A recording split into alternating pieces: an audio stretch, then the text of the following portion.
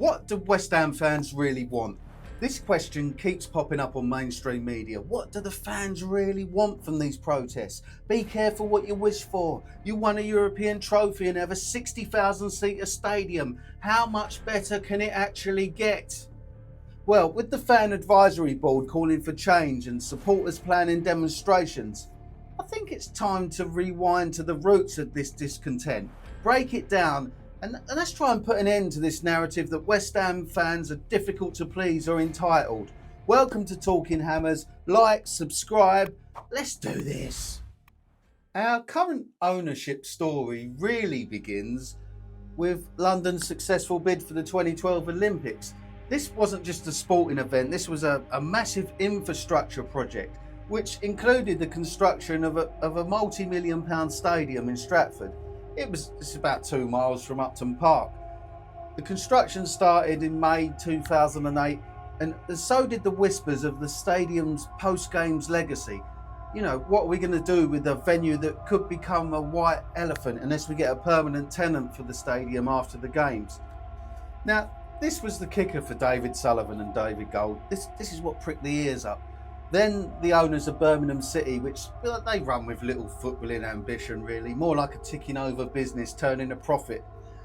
The Olympic Stadium represented something far bigger, a chance to leverage public investment for private gain. Now fast forward to October 2009 when Sullivan and Gold sold Birmingham for 81.5 million. Just 3 months later, on January the 19th, 2010, they acquired a 50% stake in West Ham for £50 million. Assuming debts and loans, that valued the club at £105 million. On the very first day of the takeover, Sullivan publicly declared his intent to relocate to the Olympic Stadium, calling it a boost for the club and urging government support. This is before formal bidding had even opened.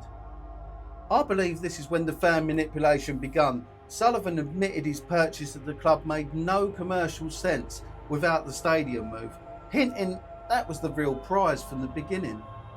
The Olympic Park Legacy Company launched the tenancy bidding process in August 2010, and West Ham was in from the start. Of course they was, eventually joined by Tottenham in November.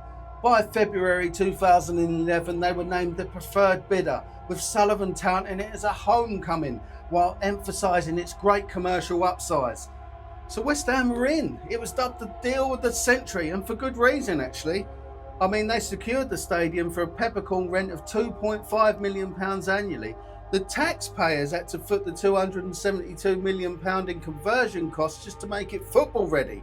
The club's valuation skyrocketed from 105 million to nearly 900 million today, fueled by the stadium's location in a regenerated Stratford, its commercial potential, increased capacity and sponsorships.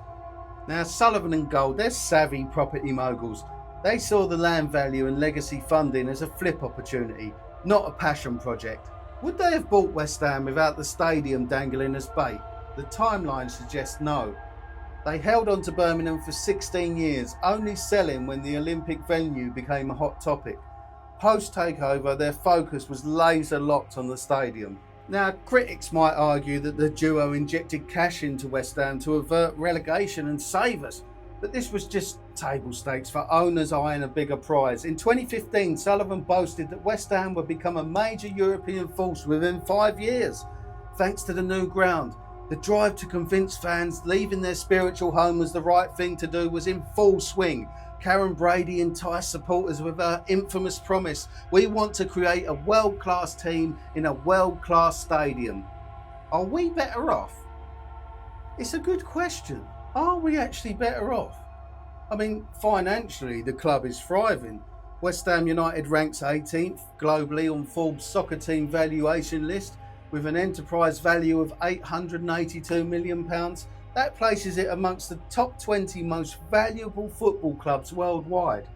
But has this translated to an improved performance on the pitch? No, it simply hasn't. The London Stadium era shows only marginal gains. The average Premier League position in the new stadium is 10.75 compared to 11.75 at Upton Park. A mere 1 place improvement. Points wise, it's 48.88 at the London Stadium versus a 47.95 average at Upton Park, indicating a slight uptick. The club has only just avoided relegation entirely at the London Stadium, unlike 2 drops during the Upton Park Premier League years. However, Upton Park saw the highest peak at 5th place in the Premier League. Even looking back at our European campaigns, let's face it, we were never really squad ready for them. It saw league performances suffer, particularly during our Europa Conference League win. That triumph, one of the greatest nights of my life. That felt like a sliding doors moment that the ownership stumbled upon rather than planned. The competition didn't even exist when we moved stadiums, yet instead of using it as a springboard, Sullivan was on TalkSport within hours, announcing Declan Rice wanted to leave. Why publicise that, even if true? In a nutshell, the footballing side of West Ham hasn't benefited from the stadium move. This I find hard to swallow when we now have the highest revenue outside the Big Six and Newcastle, yet West Ham's wage bill is amongst the smallest in the Premier League at just 60% of revenue.